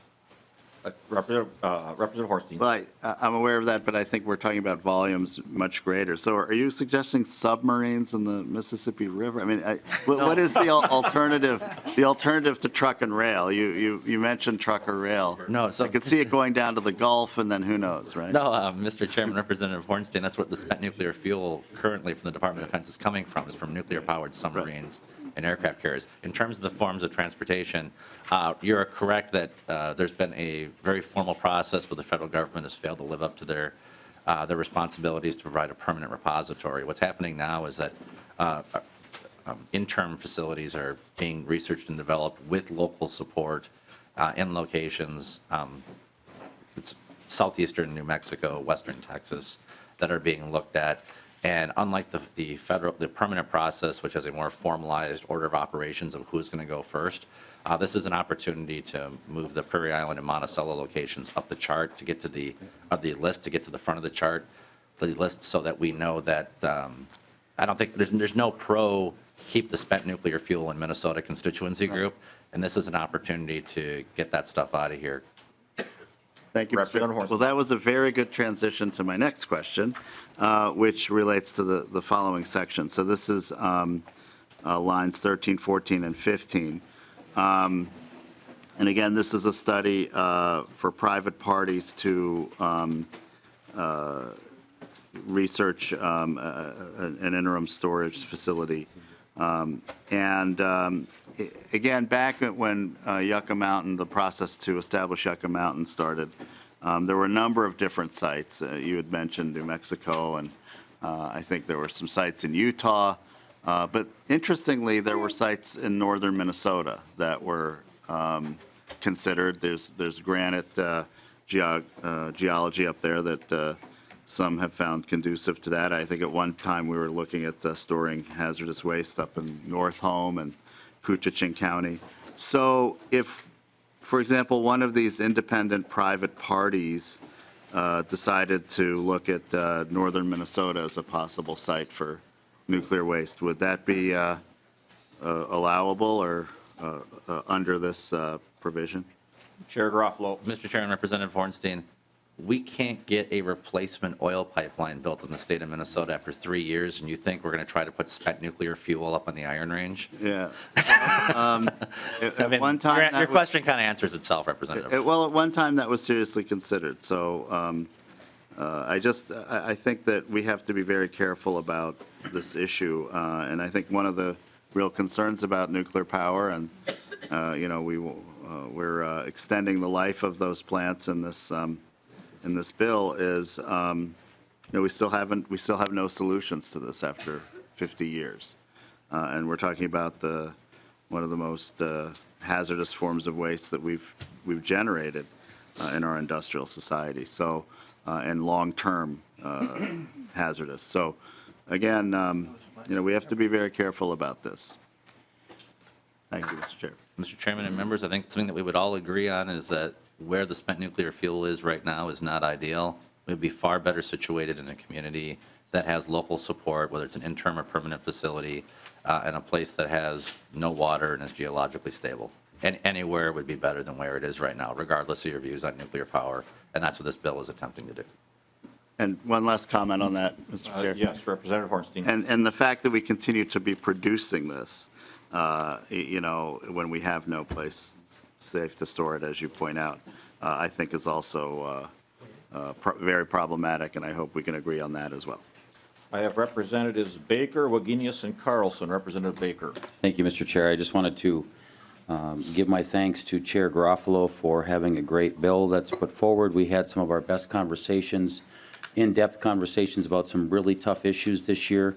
I give a lot of credit to the nuclear conversation that Representative O'Neill brought forward to us, and 3.5 hours of a very good conversation. I think it produced a lot of very good information. I just wanted to also thank the chair for recognizing the two-tiered minimum wage. It seems like we all want to think that we're taking money away from people. And yet, what we saw this year, and again, I think I give the committee a lot of credit, I think we had a 2.5-hour conversation just on this issue, where we heard from both servers in favor of a tipped credit or a two-tiered wage system, and some that were not in favor of that. We have 8,000 members of a new group called the Minnesota Restaurant Workers of America, and there's 8,000 members in Minnesota all of a sudden. And I'm a restaurant owner. So I want to make sure that we start having this conversation that full-service restaurants will not be able to sustain themselves in the future if we don't recognize the real wages that our servers and our bartenders are making. I will tell you that my servers and my bartenders work very hard, and they're worth every penny they get. I have members or employees that are making a minimum of $18 an hour for the lunch crowd. Most of them are making in that $25 to $35 an hour range every 2 weeks.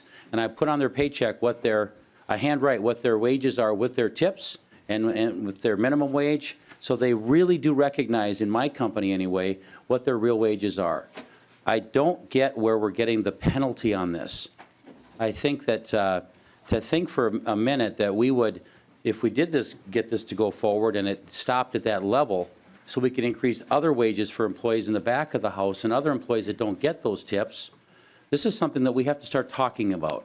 Because I will tell you that counter service is coming and iPads are coming, and I just want to make sure that we need to stand up for full-service restaurants in the future. This isn't going to work the way we're doing it now in Minnesota. If you start comparing our burger prices to our upper Midwest, it's a big difference. So I just want to stand up for the folks that are coming together in our industry as workers to say we also have a voice, and they are concerned as well.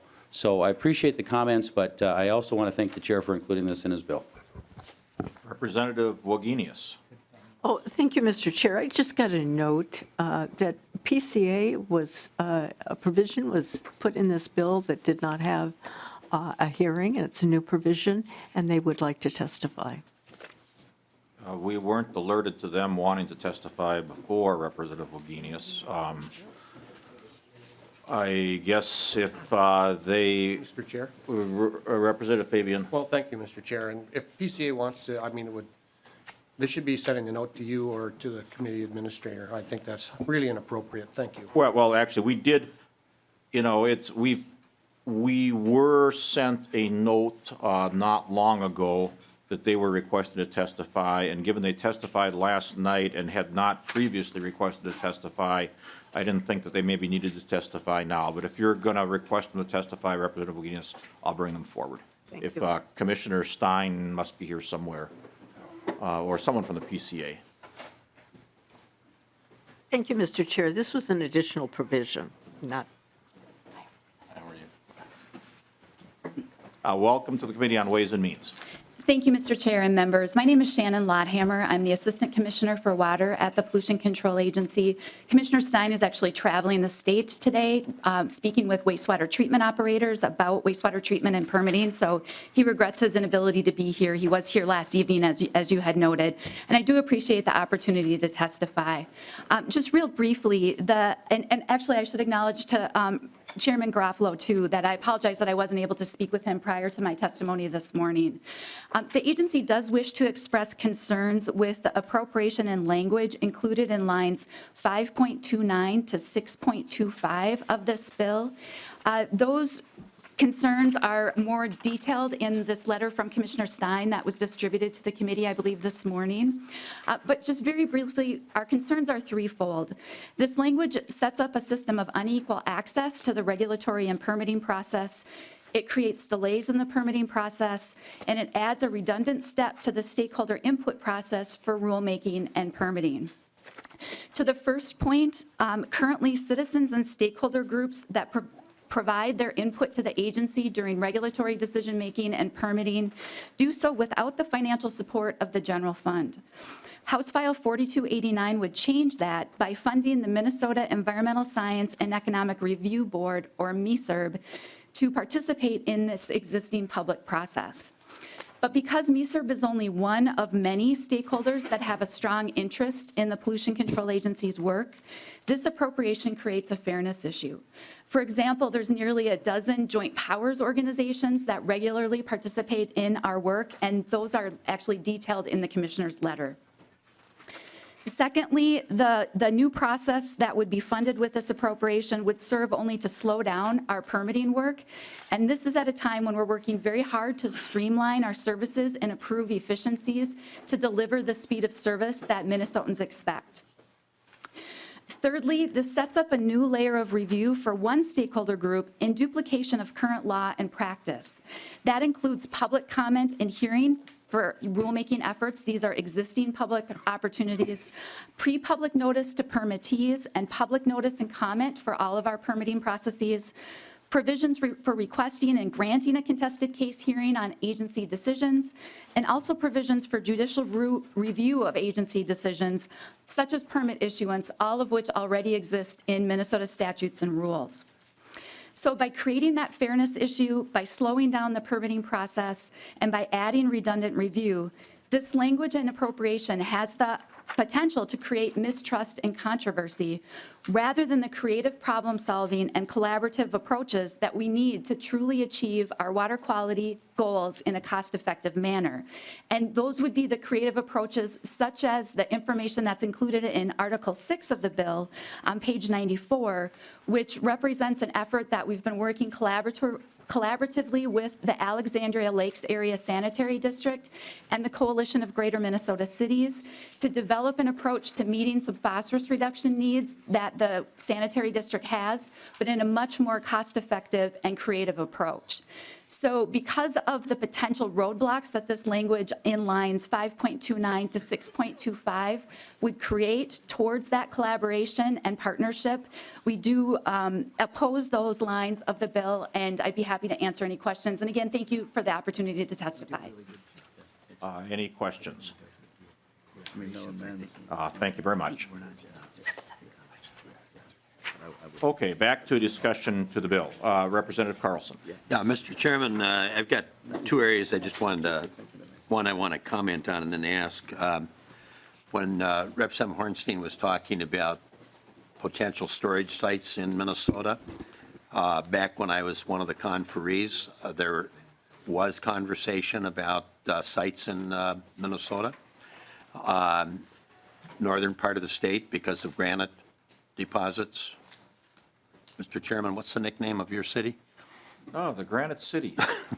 Well, I don't think St. Cloud was ever talked about, but farther north, there apparently were conversations in some entities about potential storage. And I did have a conversation with the Speaker of the House at the time, and when I was appointed to the conference committee, and he said, I know you're going to have to reach a compromise, but I have one request. He said, no storage in Koochiching County.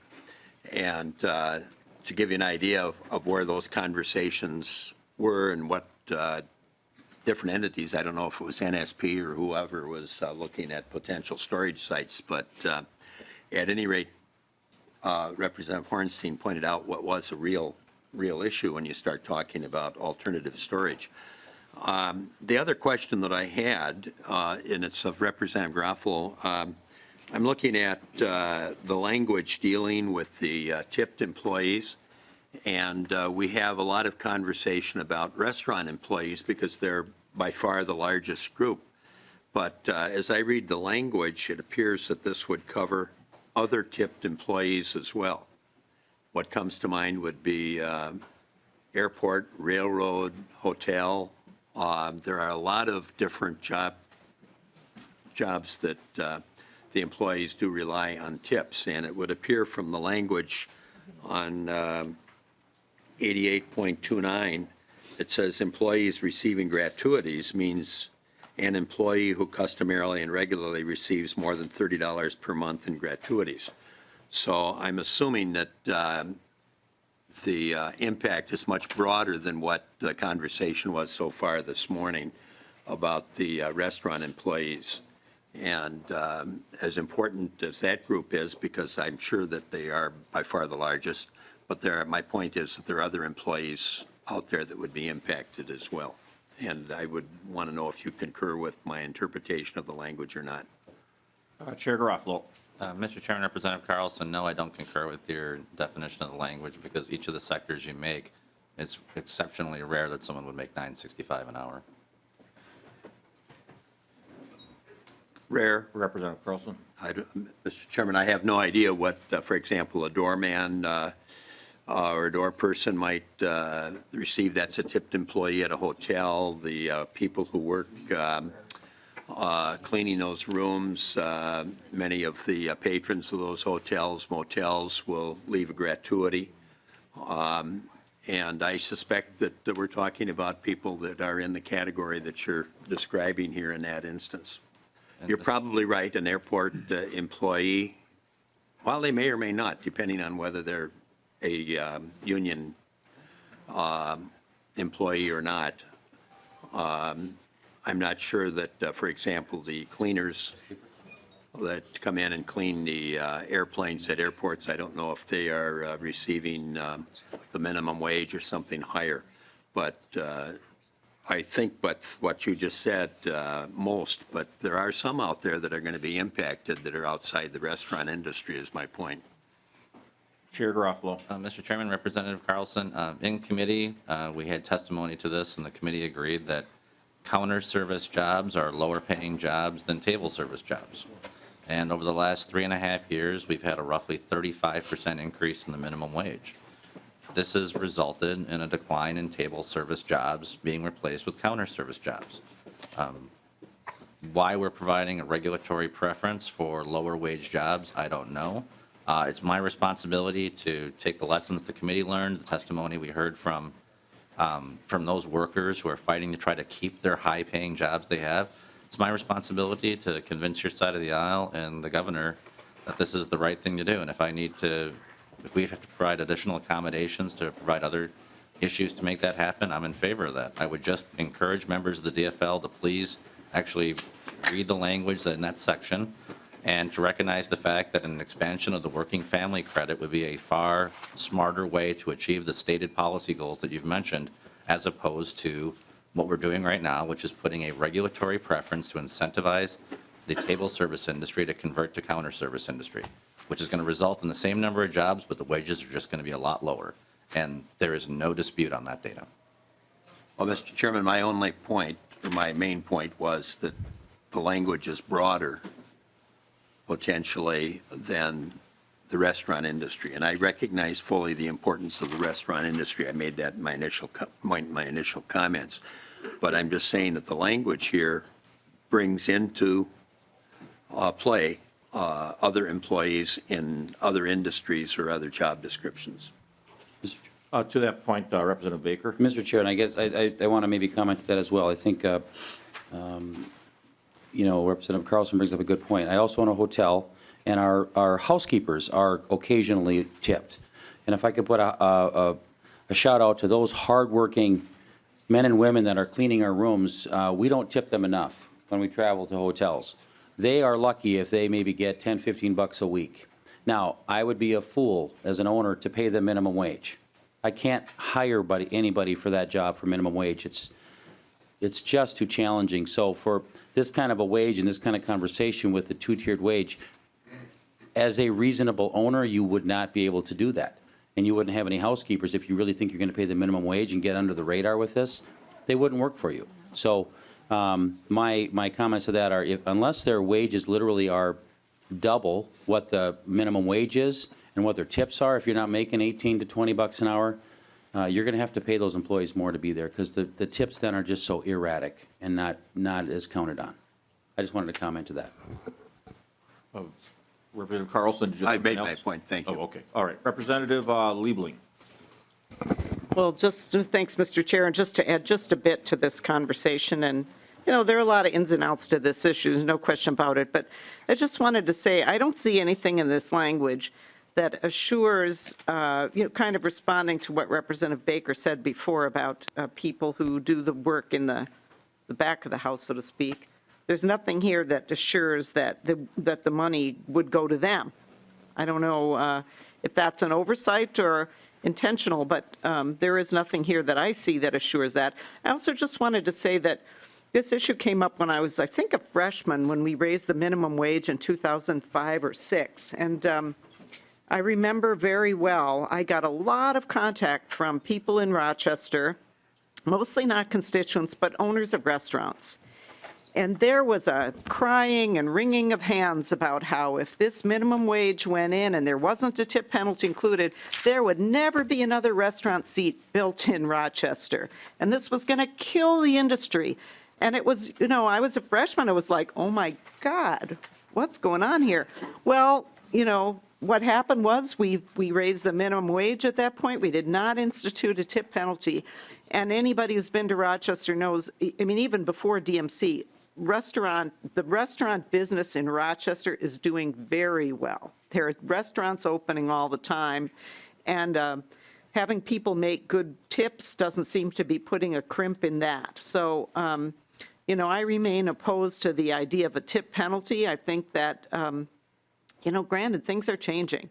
Maybe, who knows, maybe we should have a system where there are no tips and, have the base wages be higher. I don't know if that's the way we're moving, but, I really remain opposed to the idea of a tip penalty. I think that, I've been a server, my daughter's been a server, my sisters have been servers, and, if you're, and I think from the point of view of the customer, when the customer tips the employee, the customer thinks that they're giving something to that employee for good service. They don't think that it's being distributed. They certainly don't think that they're paying the owner of the restaurant more than what they've been paying through the actual meal. So, I am very much opposed to that provision. Representative Davids. Chair Garofalo, is your bill in balance? Mr. Chairman. Chair Garofalo. Chairman Representative Davids, yes. Thank you. All right. My committee administrator handed me a note, and he wanted to correct the record. Apparently, I wasn't aware of this, but apparently when Commissioner Stein asked to testify last night, I guess he did request to testify today as well, and I'm sorry I wasn't aware of that fact. So anyway, we've had a lot of different people requested to testify in a lot of different ways, and it's a little bit hard to keep track of it all at times. So anyway, I wanted to make sure there wasn't a misunderstanding on that. Any other discussion to the bill? Otherwise, let me turn it over to Chair Garofalo for closing comments. Mr. Chairman, members, this bill spends $15 million above general fund base. Every penny of that goes into broadband spending. Any additional general fund investments come at the expense of cutting other areas of government. And the renewable development account, I'm very proud of the fact that we've been able to come up with a win-win opportunity. We're going to have the opportunity to reduce the cost of energy for Minnesotans while partnering with the Prairie Island Indian community to have what is really going to be a nation-leading project in terms of developing clean energy and energy storage to allow them to be zero emissions. It's a sort of win-win opportunity we all try to aim for here at the legislature, and I'm very proud of it. There's other provisions that I'm happy to discuss on the floor, but I'd ask for members' support today. Thank you. All right, see no further discussion. House File 4289 as amended is temporarily laid over. Okay, members, at this time, I'm going to bring forward House File 4099. I'm going to move that House File 4099 is referred to the General Register. If you look at House 4099, you'll note that if anything, this is kind of almost a technical bill. All we're doing on page 2, lines 1 and 2, is eliminating some obsolete language.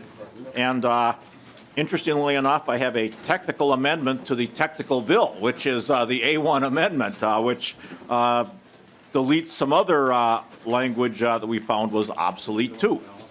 So members, I'd move the A1 amendment. All in favor of the A1 amendment, say aye. Aye. Opposed? Motion prevails. The A1 amendment is adopted. Okay, so members, we have House File 4099 as amended before us. And at this point, I'd like to move to amend House File 3719 as amended onto House File 4099 and have staff make any technical corrections necessary to accomplish that. This was the agriculture bill that we heard last night. Is there any discussion on that?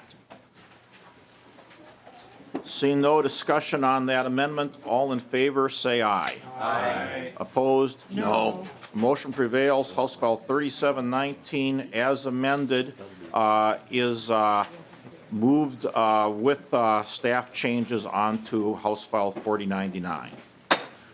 Next, I'd like to move that House File 3502 as amended be amended onto House File 4099, and that staff make technical corrections as needed to accomplish that. This is the Environment Finance Bill that we discussed last night. Is there any discussion to that motion? Representative Mr. Carlson. Chairman, for the benefit of the audience, I think some of us are probably not saying that much this morning because we made our points as the bills were presented last night. So in the interest of time and what have you, we may be quieter than what we're thinking. Thank you. Sure, and this particular this particular bill was considered We're fairly being late polite, last I was night. told, yes. All right, okay. But we did make our points last night. All right. Then all in favor of House File 3502 as amended, being amended onto House File 4099 with staff making technical corrections as needed, signify by saying aye. Aye. Opposed? No. Motion prevails. House File 3502 as amended is amended on House File 4099. Members, then I will move that House File 4289 as amended be amended on the House File 4099. This is the jobs bill that we just considered. Is there any discussion to that motion? See no discussion. All in favor of House File 4289 as amended, being amended on the House File 4099 and staff making additional corrections as needed, signify by saying aye. Aye. Opposed? No. Motion prevails. House File 4289 as amended is amended on the House File 4099. And finally, we have House File 4016. I would move that House File 4016 as amended be amended on the House File 4099. Is there discussion? This is the State Government Finance Bill. See no discussion. All in favor of that motion that House File 4016 as amended be amended on the House File 4099 and that technical corrections be made by staff as necessary, signify by saying aye. Aye. Opposed? No. Motion prevails. House File 4016 as amended is amended on to House File 4099. Exactly. And finally, members, then we have House File 4099 as amended. The chair will renew his motion that House File 4099 as amended be referred to the General Register. Is there any discussion? Seeing no discussion, all in favor of House File 4099 as amended, being referred to the General Register, say aye. Aye. Opposed? No. Motion prevails. House File 4099, as amended, is referred to the General Register, and staff is instructed to make technical corrections as needed. Motion prevails. Is there any other business before the committee? Seeing none, members, we will be having a meeting next week. I don't know the time yet. We have a number of other smaller bills to take up before the committee that have come to the committee in the last week or so. And it won't be, of course, at our regular 10:15 hour on Monday because we have session at 10 a.m. on Monday. But I'll be conferring with the committee administrator on a day. I would expect it would be sometime in the early days next week. Representative Hornstein. Thank you, Mr. Chair. You had mentioned a number of bills that are pending before the committee, and, you know, we have House File 1180, that's Representative Uglam's bill that passed Transportation and Public Safety unanimously. That's the hands-free cell phone bill. Do you have a plan to hear that bill? I'm expecting that we'll be hearing that bill at some point. Okay. Thank you, Mr. Chair. Other discussion. Representative Carlson. Mr. Chairman, you know, we're kind of down to literally the last few days of getting these bills into conference committee.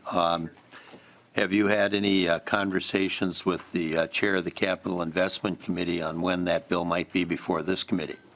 I have had conversations with him, Representative Carlson, but since he's here, if you have a question, maybe you should ask him. Well, I'm looking at your schedule is what I'm, as the lead Democrat here, as we look to the future. And the other question I had was the other bill that there are several important bills, but two major ones are pensions and the capital investment. And I'm just wondering what the game plan is relative to Ways and Means for those two. Well, Representative Carlson, certainly as soon as, obviously, the capital investment bill has to pass the Capital Investment Committee first before it comes to us, and as soon as it does, we will have a hearing and make room for a hearing on that bill here. In terms of the pension bill, again, that has to come here, and as soon as the Committee of Jurisdiction has a hearing on that bill and refers it to us, we'll have a hearing on it. Representative Erdahl, Chair of the Capital Investment Committee. Thank you, Mr. Chairman. And in responding to Representative Carlson, the capital investment bill is very near ready to be presented to committee. Capital Investment Committee. Mr. Chairman, I'm generally aware of that, but I didn't want to speak for the chair. So but I was interested in what your plans were. But thank you. So our plan is to hear it as soon as it gets to the committee. And would that be true with the pensions, I think is what you just said? That would be true with the pension bill as well. Because you did set the money aside. There is money available for it, yes. Okay, thank you. All right, seeing no further discussion, I wish everyone a good weekend. Watch for committee notice. We are adjourned.